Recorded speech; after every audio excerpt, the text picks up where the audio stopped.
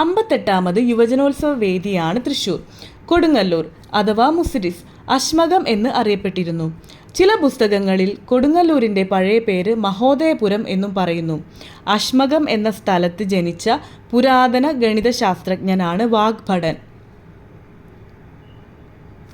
മുജിര എന്ന് ചില തമിഴ് പുസ്തകങ്ങളിൽ മുസിരിസ് അഥവാ കൊടുങ്ങല്ലൂർ അറിയപ്പെട്ടിരുന്നു. ഷിംലി എന്ന് ജൂതന്മാർ മുസിരിസിനെ വിശേഷിപ്പിച്ചു. ചേര രാജാക്കന്മാരുടെ തലസ്ഥാനമാണ് മഹോദയപുരം, അതായത് ഇന്നത്തെ കൊടുങ്ങല്ലൂർ. ഭദ്രകാളി ക്ഷേത്രം. കൊടുങ്ങല്ലൂർ മീനഭരണി പ്രധാന ആചാരമാണ് ഭദ്രകാളി ക്ഷേത്രത്തിൽ. അത് തൃശ്ശൂർ ജില്ലയിലാണ്.